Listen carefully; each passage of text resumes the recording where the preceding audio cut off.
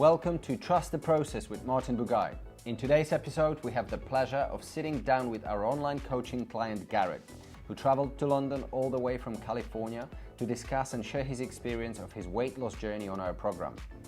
Garrett started with us back in May 2023 at the weight of 222 pounds. He had a goal of getting down to 200 pounds. By August 2023, just 3 months into the program, he achieved this goal and continued to lose weight, going below 200 pounds by October.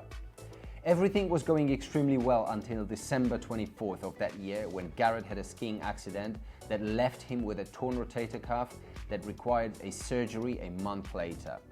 Despite the injury, Garrett continued his fitness routine post-surgery, returning to the gym for a light cardio routine and gradually incorporating live training sessions.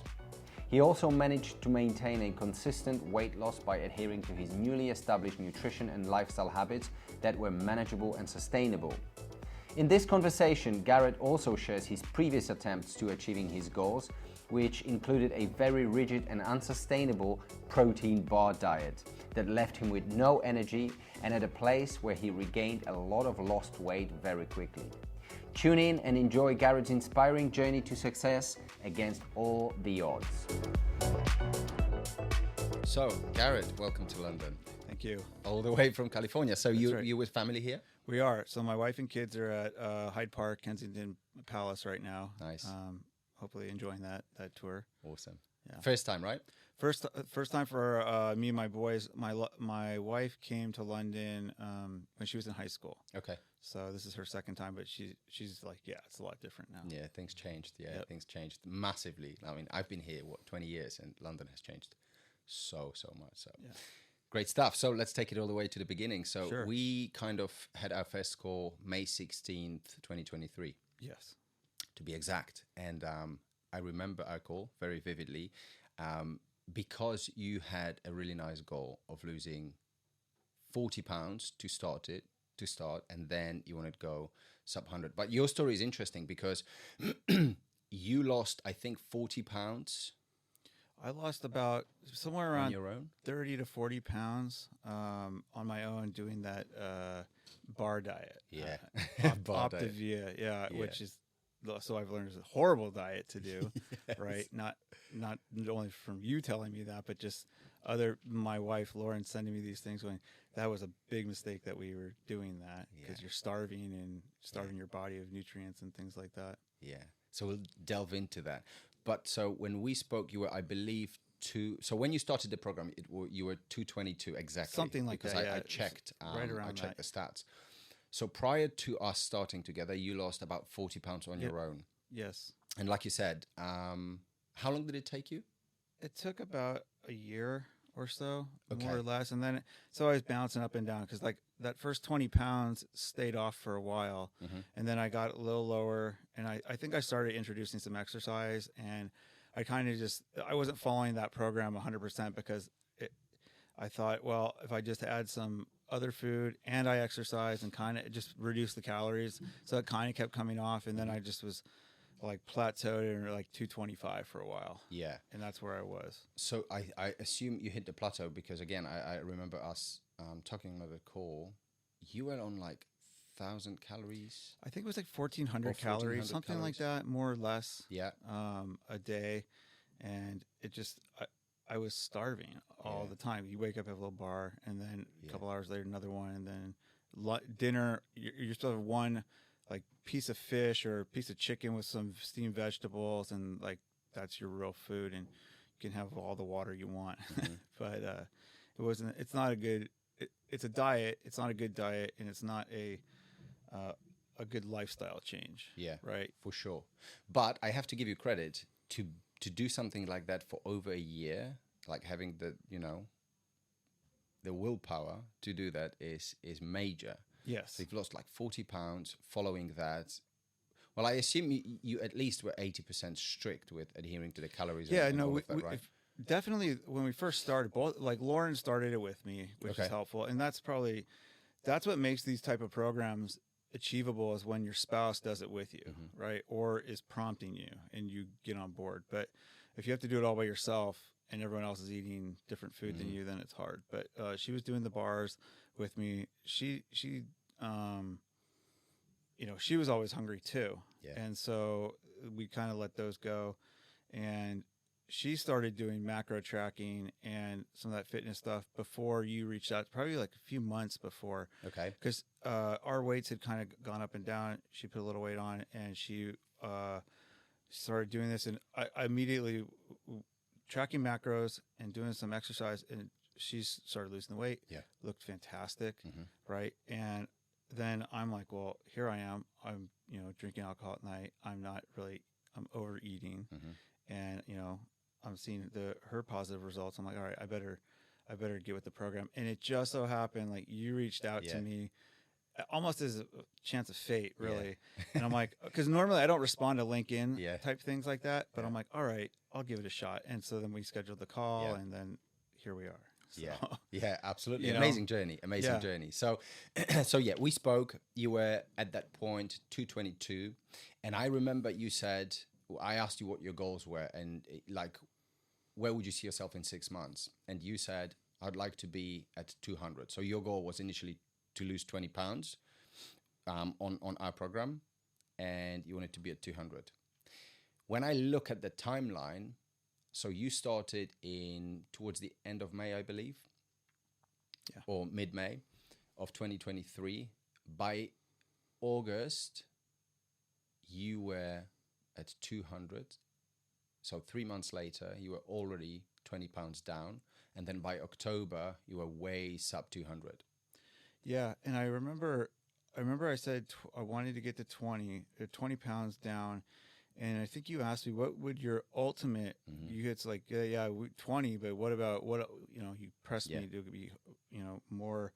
And I said, I think 170. And that's where you're like, yes, that's where I think you should be. And so the day before I left for London, I was 174. So I'm like almost there. And now that I look at myself, I actually have more to go. It's not going to be 170. It's probably closer to 165, maybe even 160. And then we can build back some muscle, I think. Yeah, exactly. So, yeah, it's always that envelope always kind of moves forward a little bit as you go into the lower ranges of weight, and you actually that's when you truly see how much muscle you actually have on you versus how much body fat you carry. And like I always say, most guys way overestimate the amount of muscle they carry and way underestimate the amount of body fat they have to lose.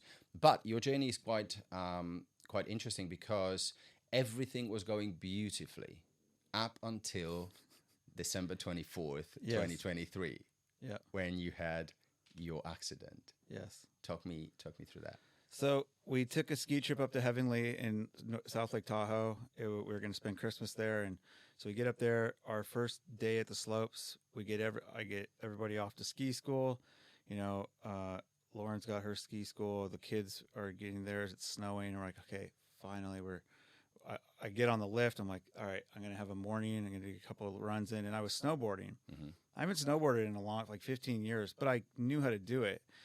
So I get off the first run. I go down, and about 100 yards down, I kind of get cut off, and I fall back on my shoulder or my arm, and it like pops. And I thought, oh my God, I dislocated my shoulder. It hurt tremendously. And so I'm just laying there. I'm like, okay. I'm able to get up, take my board off, walk back up, ride the lift down, walk to urgent care, which is literally a mile down the road. After I take the bus back to the hotel and everything, let my wife know, and she said, okay, well, we're going to take a break too. Ethan ended up having a cold, and Lauren was, it was just too much activity for the first day. And when I got to the urgent care, they x-rayed it ever since. Said, good news, you don't have any, you didn't dislocate it, and you didn't tear any muscles. So we think it's a torn rotator cuff. I'm like, so what's the good news? And so, but interestingly enough, I couldn't raise my arm. I couldn't rotate it, but I could push. So, and I didn't know it was torn. It was just what the physician's assistant told me. So it was day one of a 7-day trip. So I just got skis, and I was able to ski the rest of the trip, and I didn't fall. I didn't do any black diamonds. So we salvaged that part of it. But then when I got my MRI, my doctor was like, it's shredded. Yeah. So we had surgery a month later. It was literally in pieces, wasn't it? It was a 5-centimeter tear. He said it was like one of the biggest tears he's seen, which is not great. Yeah, it was terrible and heartbreaking for us because you've been doing so well. We already booked the photo shoot date and everything. We had plans of you coming to London for a shoot. I mean, you're still in London. Yes. For a slightly different reason. I mean, we can't shoot, unfortunately. But so the recovery from that, massive credit to you because you still maintained that weight loss really well. You were still doing bits and pieces, whatever you could. Yep. But you had the surgery. How long did it take for you to recover from that surgery?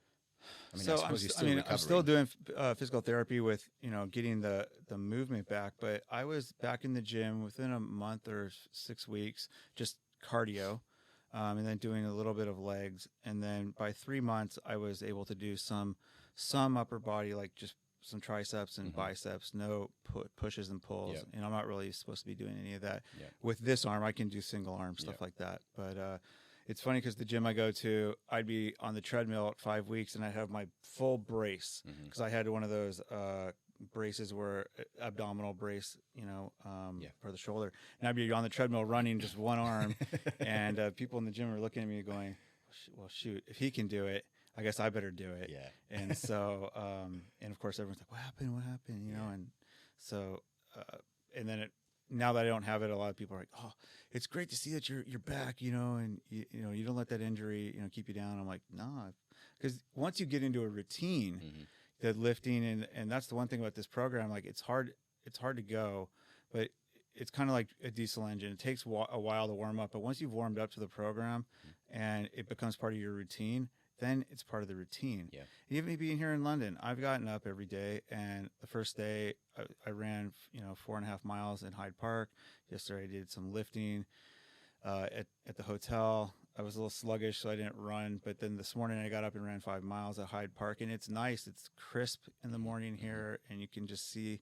There's actually a lot of people running at 6:30, which is great. But you can run around, and it's nice to see. Yeah. So I think I just plan on doing that. Running and keeping the exercise going. That's amazing. So that essentially means that you've basically created a lovely routine for yourself where you're adhering to the daily non-negotiables. You're very active. The weight is staying off while you essentially kind of injured to the point where you have to have another 6 months or so just laying it off, right? So my doctor thinks that I'm a 12-month full recovery. Yeah. So I probably won't be doing any of those significant dumbbell work exercises or any kind of pushes or significant pulls probably till December. And then I'd say next summer I might be in that the potential for that photo shoot type thing to occur, which it's okay.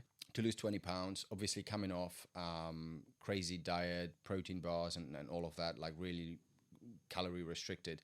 How did you find our program when you first started? Well, I think you had the first, I wouldn't say diet, but the macros was like 2,400 calories and, 60 grams of fat. And I'm like, okay. I remember at the end of the day, I was like stuffing my face because I wasn't used to eating that many calories. Yeah. And it's like, now I'm having like 1,200 calories before bed because I wasn't managing the calories throughout the day because I just wasn't used to it. Bad habits from the previous diet, right? Yeah, from and plus I just wasn't that hungry all the time, and so that was one of the things I think you said to me. How would you like to lose weight and have 2,400 calories a day? I'm like, sounds great, sign me up. And then you're like, oh shit, what have I done? And then I'm like, and then when I saw what I'm expected to do, I'm like, oh, now I get it because you're burning so many calories to do it, which is great. I mean, it makes sense, right? And everything I've learned from this process, from you guys, and then other things that I've read and watched, and it's like, we as humans are meant to consume food and work, and not just sit around and do nothing all day. We do need to exercise, and just lifting weights and getting some cardio in. It's like an investment for me 40 years from now, because I don't want to be hunched over, crippled when I'm 80 years old. I want to be active, and I see a lot of 80-year-old guys in my gym 5 a.m. that are, they might be just doing 20 pounds, but they're doing it and they're pretty great shape for 80. And that's where I want to be, not, with a cane or something. And so it's an investment. For sure. So I remember, the goals that you had moving into the program obviously was weight loss. But I always touch on what's the why, what's the reason, why do you want to lose that weight? So do you remember what your why behind those goals was? Oh, there's lots of whys. One, I wanted to have a good second half, second act of life, right? I didn't want to, and I know that being obese and overweight has tremendous health impacts for you in later life, right? I could have a heart attack early. I could have, increased risk for Alzheimer's, dementia, things like that. So introducing healthier food and exercise probably reduces those risks. I want to be around for my kids when they're older, right? And then just things like tying my shoes sometimes when I had a big fat gut was no great. It was like, oh my God. And I would look back and I'd see photos of myself where I'm really heavy and I'm just like, I don't like the way I look. And so those were the motivating factors, really. Because when I first started college, actually, I think I was heavier when I was a freshman in college, probably only by a few pounds, but I was this weight more or less when I started college. And so now I'm back at that weight when I started college, and it feels good, And, So obviously having family, 2 sons, it was important for you to kind of be fit, like you said, be around longer, having more energy, losing all this weight, etc. What would you say? So obviously the difference in the approaches from the way you were trying to lose weight previously to our program. So initially, obviously, bumping calories. We needed to reset everything because eating 1,400 calories, it was just unsustainable. It was rigid, and you clearly hit a plateau where you weren't losing weight anymore. So, so that was the initial kind of struggle a little bit to hit those calories. How was it from there? Because you started then, you pushed through that plateau pretty quickly. Like I said, I think by August you were already 20 pounds down. So how do you recall that whole journey from, that sort of first initial month all the way there? I mean, once I got used to the exercises, because that's really what it was, right? It's you do your lifting and then right into the cardio, and then you basically 6 days of exercising. So that's probably the biggest thing of getting over that hump, so to speak, because I wasn't doing really that much exercise before, because that program was no exercise, and by design, because you don't have the calories to expend. There was no if energy you're going to left. be only on 1,400 calories, you're going to pass out, right? So getting up and getting committed to that routine, because now I'm up early every morning, not present at home to do that. So that sometimes that could be challenging if I needed help with the kids in the morning or something like that. But fortunately, it was summertime, and so it was a little bit more manageable that way. But that's probably the biggest hurdle is the lifestyle change that you're going to have to make to do this program, because it's a lifestyle change. And even when the program is over, it's not over, right? You want to stick with all the things that you've taught us and whatnot, so that you just don't go back up in 4 months to where you were before and wonder how that happened. Yeah, right? For sure. And I think, you're a true testament to this whole process, because year in, despite, like I said, the injury, you're still maintaining really good weight. What would you say in general, like the struggles? So obviously getting used to the calories at the beginning, getting used to the exercise. What changed? Like, what was different to the approach previously? Obviously, apart from having more calories, but now you've got added exercise. What were your struggles before? The things that you didn't have that you had on this program. What changed? Well, the other program it was a little easier, because if you're going to follow it, because you have to buy these bars or whatever. So it's all like packaged. It's just easy to Convenience. eat. But this program, it's like, here are the macros. Here are certain types of foods that are good to have, but you guys don't have a meal plan, which is good. You're forced to learn about food and at which foods are heavy in fat and carbohydrates. So you have to make a choice. Is having that slice of cheesecake really worth your daily fat in one slice, Yeah, right? yeah. And maybe it is, but you know, but usually it's not. And so I tend to find that I eat the same stuff a lot because I know what it is, and that's probably the easiest way to get to your goals is to have the same consistency. And just now when I look at a menu, I kind of will have an idea of, oh, that's probably gonna be really high in fat for this. It's probably cooked in butter. Maybe I should try something different. And, but knowing that, yeah, I'm gonna, like, on this trip, I'll probably put some weight on, knowing I'm going to, but that's okay because when I get back home, I'm gonna get back to the routine and it'll fall off. And if you looked at my trend, it's like it spikes after a trip. It's like, oh yeah, I went on a trip there. It went up 8 pounds, and a couple of days it goes back down after hitting the gym. So, but funny enough, yesterday you were at your lowest. Yeah, your weight was at your lowest. So that's really I think good. the day before I left, or the day I left. Yeah. Yeah. So that's great. I remember at some point in the program you sent us photo. I think it was the trip that you guys as a family used to do. I think every year with your kids. Was it Disneyland or? It was a photo that you sent us with your two boys. Oh yeah, we were in Hawaii. Right, that's it. Yes. Yeah. So how did that feel to have that photo taken? The side by side, yeah. Oh, it was great. Because I knew when you guys saw it, we were like, whoa. Yeah. Because I was so much heavier in that photo. I think it was like 2020 or 19. And then the one I sent you was, I think, 2023. And it was, I was probably like 250 pounds or something like that on that photo. And now I was like 60 pounds lighter, 70 pounds lighter, something like that. So what's the benefit that you are feeling? Like, obviously losing all this weight. What would you say are the benefits of that on daily basis? How has your life changed in either positive or negative way? More energy generally.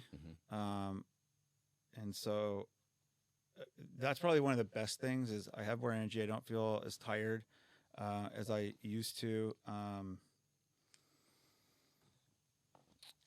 I like the way I look more in my clothes, right? Because when you're thinner, your clothes fit you better and you look better, right? So there's the aesthetics aspect of it. And I mean, those are probably the top two, right?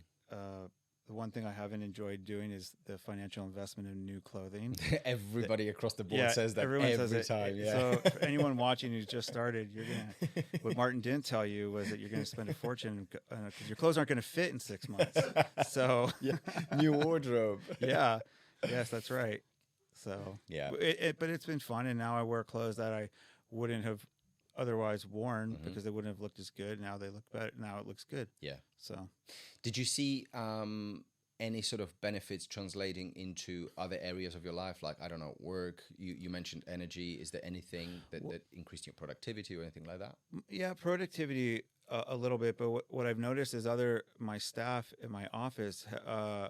Some have taken note. Well, lots of people have taken note. But now I bought a food scale and I keep it in the kitchen because I'd weigh food at lunch or something, and other people are starting to use it and get with a fitness program. I kind of give people a hard time if they don't go to the gym. You know, really? Jokingly, I'm like, because they keep telling me they want to go. I'm like, did you make it there? Come on, no one's at the gym at 5 a.m. You can get there and get your work done, and then, if you get in and get to the gym at 5 a.m., get to work, then you can leave at 5 o'clock and not have to go to the gym and do whatever you want for a couple of hours. So some people have done it. That's amazing. There's a lot of people, I think, and it's not just, I wouldn't say that it's me and then now everyone's doing it. I think culture-wise, I think people are starting to learn more about health and fitness, and it's not that hard it's work. I'm not going to say it's easy, but if you start and you commit to yourself to make the lifestyle change, you can do it. Yeah, 100%. But it's a commitment. Yeah, no, absolutely. I think everything that's worth achieving has to be a commitment. If it came easy, it would be everybody would be going around shredded and in shape. So I think it's a conscious effort, it's a commitment, and you have to work on it, like business or whatever it is. So talking about business, do you own your own business, and you're talking about your own employees, or? So I'm a partner at a civil engineering survey firm in California, Kieran Wright, and so I run our Southern California office in Irvine. Okay. And so we were started out in the Bay Area and grew. I moved down to Southern California in 2019. Right. Started that office. So I have a staff of about 15 to 18 right now. Okay. And so engineers and admin, marketing, and survey. Mm-hmm.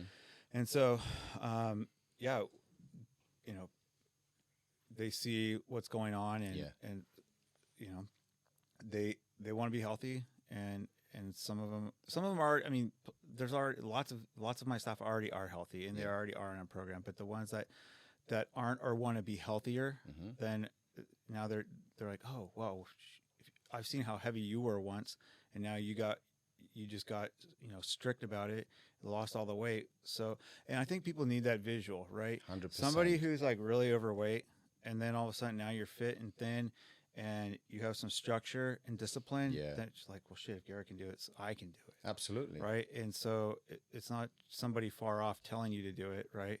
It's, you see it every day, and it's like you saw it over the progress, because every once in a while somebody go, you just look different, almost overnight.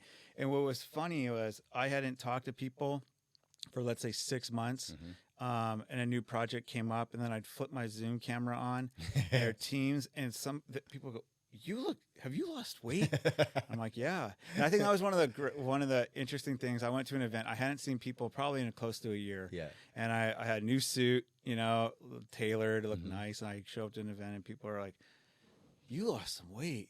And I'm like, yeah, about 40 something pounds. They're like, yeah, I can tell, So that's actually one of the nice things. Like one of the rewards you'll get on this program is those accolades of the acknowledgement, and when other people who haven't seen you in a while acknowledge your hard work, it's nice. Yeah, absolutely, 100%. And again, time and time again, a lot of people say that it's not necessarily the external validation, although everybody's kind of in a way looking for it. I mean, you are doing this, and it would be foolish of us not to kind of expect some form of external validation from your colleagues, family members or whatever. But that's not the only reason. But it's nice, like you said. It is nice. It's nice to have. It's not the reason I signed up to do it. It's really about me, for my family and myself.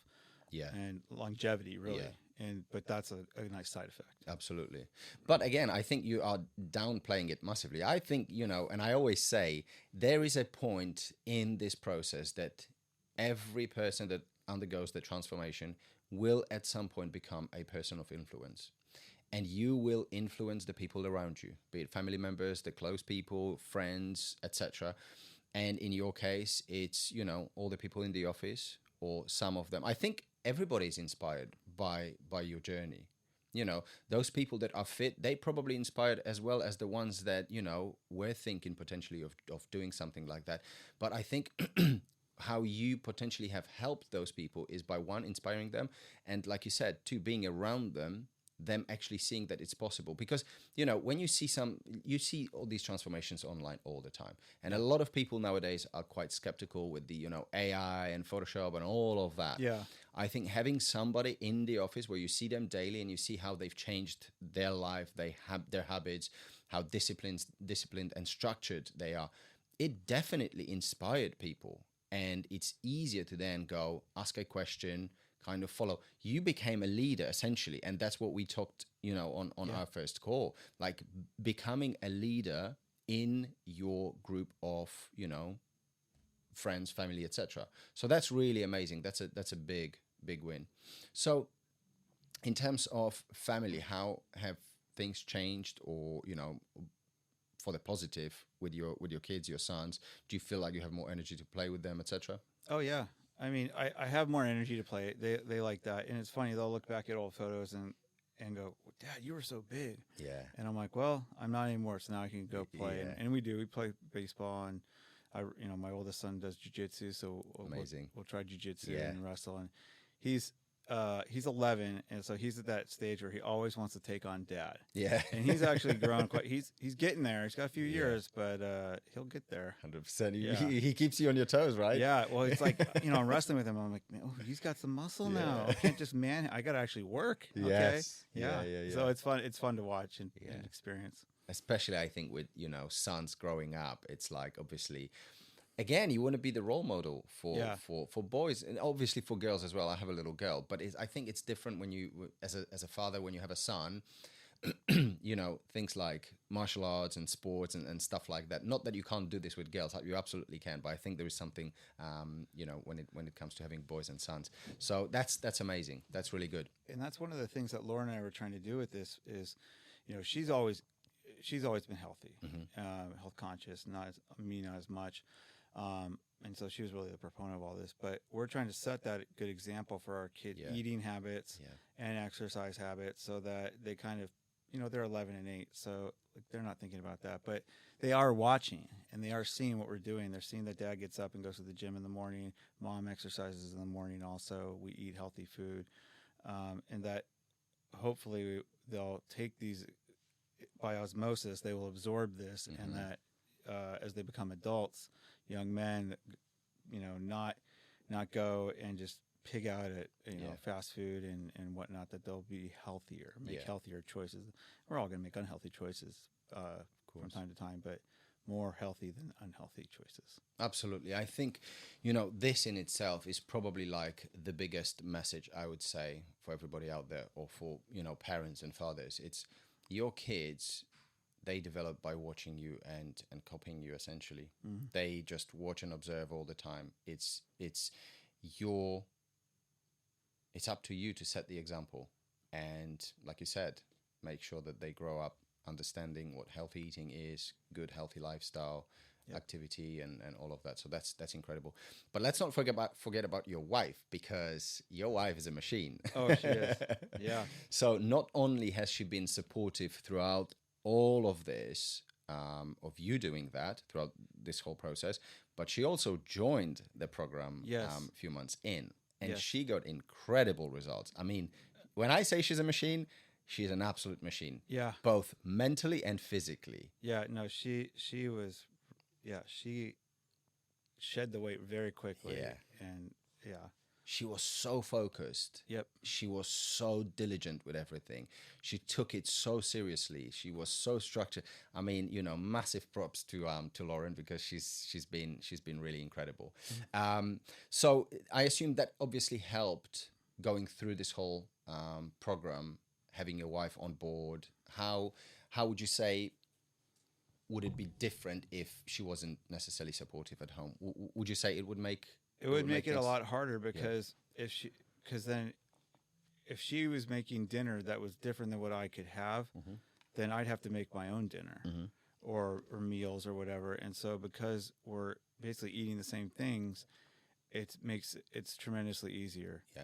And so if your spouse isn't on board with the program, the nutrition part of it at least, then it's going to be harder. Yeah. And so she was already on it before I was on it, in a way, right? Tracking.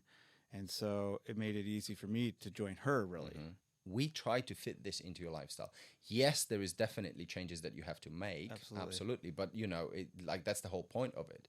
But like you say, you run your day versus the day runs you. And in most cases, people, I'll go to the gym after work, you know, unexpected meeting turns up, you know, dinner, your partner is calling, whatever, and then you don't have the time, and it's a day.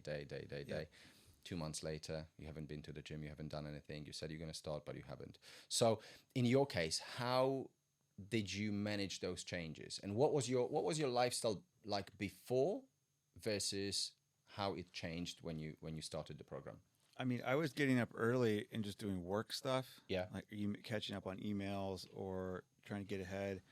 And I said, all right, I'll take that time. Maybe I'll do, instead of that hour before work for doing emails, maybe I'll try to do a little bit of that after dinner, because it's easy to sit on your couch and do emails. Yeah. It's not easy to sit on your couch and do exercise, Yeah. right? So I kind of swapped it, right? And so, and I just said, there's no point in me staying up till 11 o'clock at night. And why?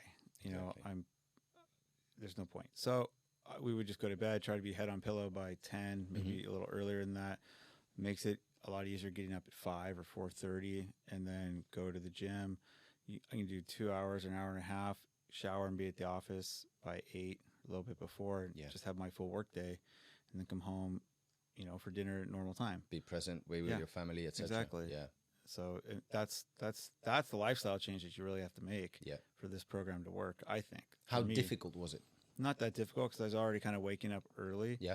But I think what you'll notice is, and this happened a lot with COVID, I think a lot of people kind of turned into alcoholics a little bit with, drinking wine. People who probably didn't drink a lot to begin with, like, couldn't go anywhere, right?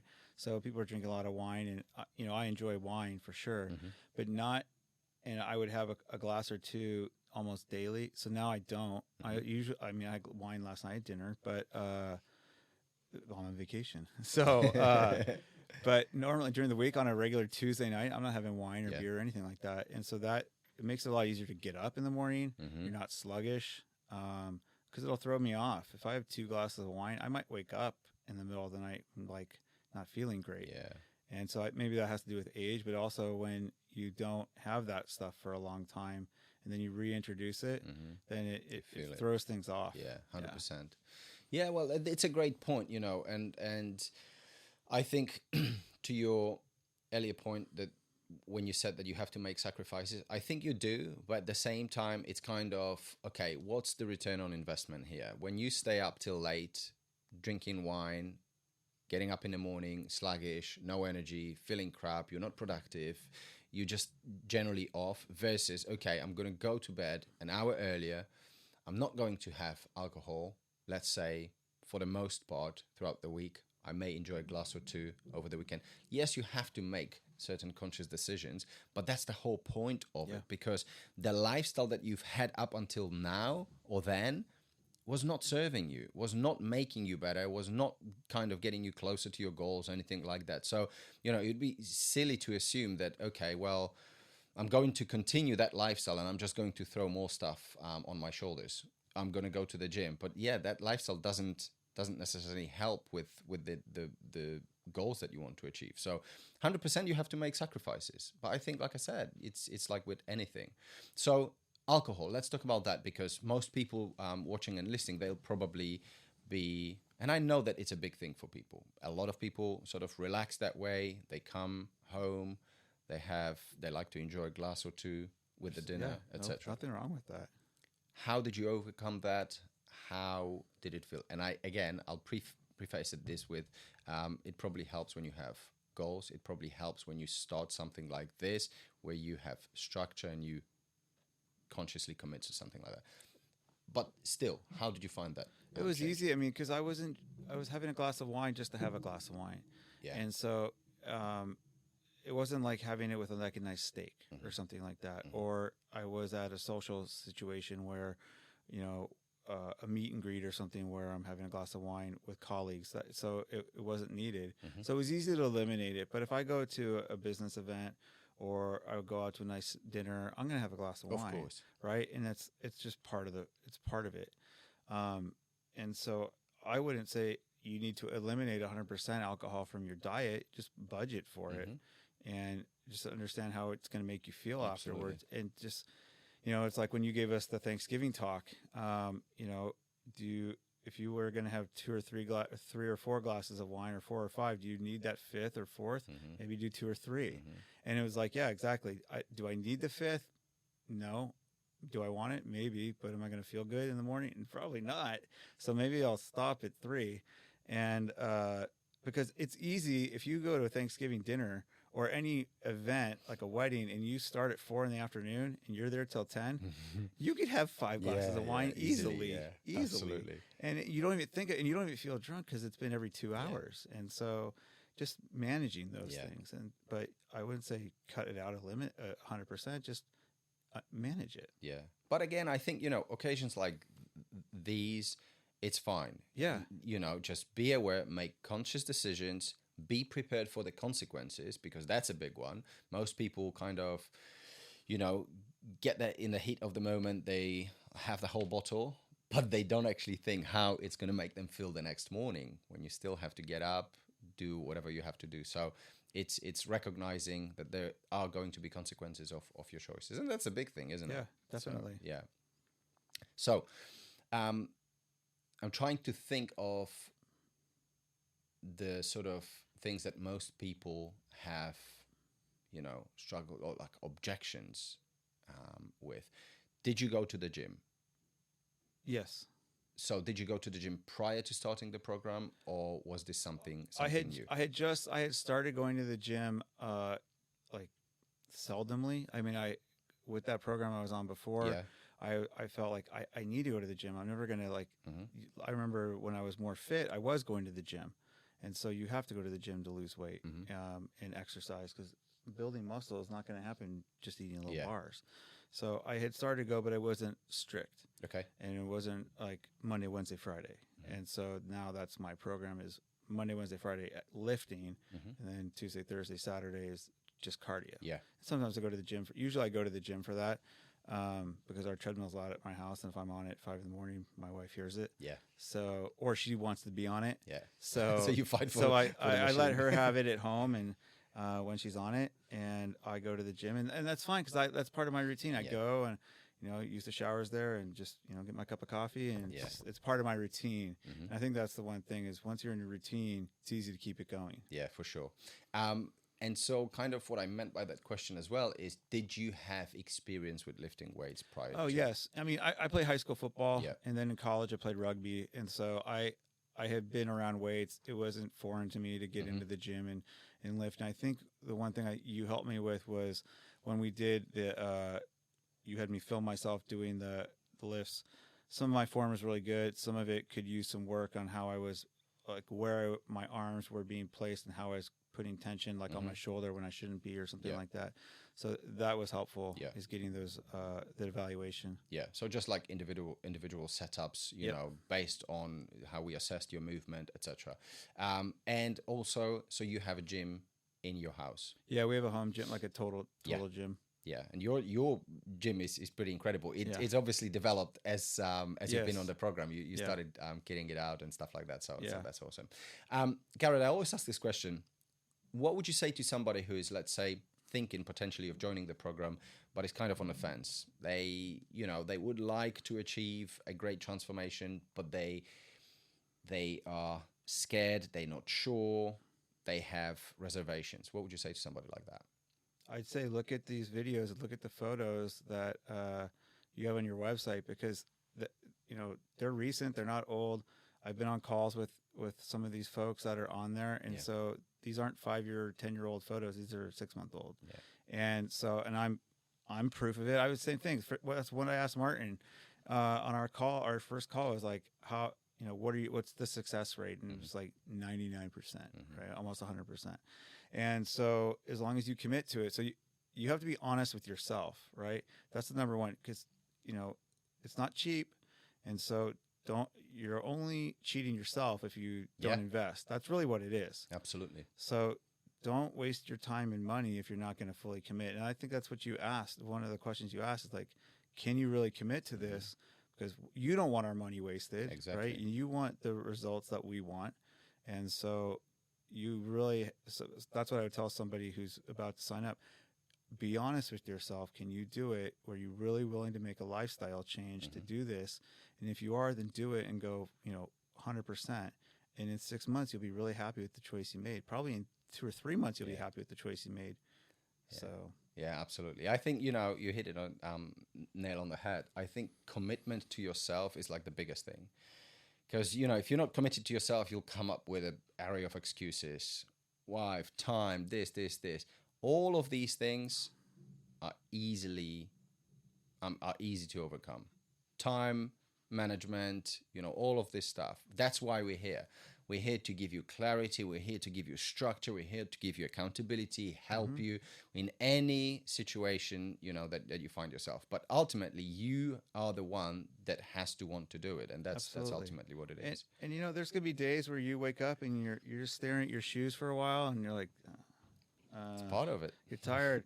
I don't want to do it. I don't want to get on that treadmill, or I don't really feel like going to the gym. Yeah. But you somehow drive your car there, and you walk in and you start doing it. And once you get the blood moving, that first lift or two might be, not great, but you get going and you wake up and you do it. Totally. So that happens to me still. All the time. All the time. All the time. Listen, no matter how seasoned of a lifter you are, there will be probably more days that you don't feel like doing it. There will be more days where you feel like you're not progressing. There will be more days where you actually don't enjoy necessarily doing it, but there will be a few days sprinkled around where you feel amazing, and that's what gets you going. Even this morning, I was like, do I really want to go run again?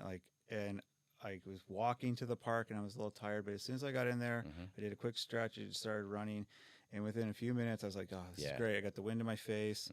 I'm looking around Hyde Park and seeing the statues and everything, and yeah, it was great. That's awesome. So that's awesome. And if you can recall, what were your biggest reservations before you signed? Was there anything that you were like, well, I'm not sure whether I can commit? Like, was there anything that you can think of?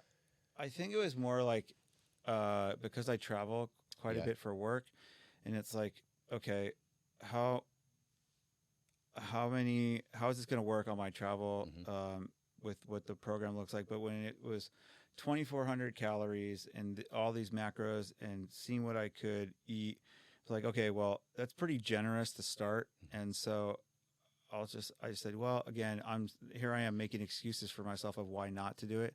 So let's make an excuse why to do it and figure a way to do it, because, I'm in the business of solving problems, not, running away from them. And so I love that. That's what I did. Yeah, I love that. Where do you think you would have or you would be if you didn't sign to the program? So let's I'd probably be, I don't know, I might be at the same weight. Maybe I'd be a little bit lighter, but I wouldn't be where I am right now. Certainly. Maybe I'd be 5 pounds lighter. I don't know. Because I didn't have I wouldn't have known necessarily the macros they do. I could have looked it up and said, what should I do, and have AI tell me or something. But I think having you and Jason here to kind of help me along, give me guidance, pick me up if I feel low or something like that, and the coaching calls have been really beneficial. So that's part of the process. And it's kind of like when I was younger and doing high school football, you work out with your team, and everyone motivates. When you're in a group of 4 and you're doing your exercises around the gym, that's motivating, right? So this is because I'm in the United States, I'm not local. I have you guys motivating me that way. And then once you go to the gym, and there will be the 5 a.m. crowd or the 6 a.m. crowd that you see every day, then you build those relationships. You're used to seeing them, and then now you have new friends, and that's just going to happen. So now it happened in my gym. And my neighbor actually is there at the same time. And he tries to beat me to the gym in the morning now. But he's like, every time I get there, you're there earlier than me. Yeah. So it's fun. Awesome. Listen, Garrett, it's been an absolute pleasure. Great journey so far. And, we still have a lot to achieve. We're Absolutely. Just resting and healing that shoulder. But yeah, I hope to have you again, in the podcast and next year for the photo shoot. So it's It'll been happen. An absolute pleasure. Thank you very much. Thank you. Thank you.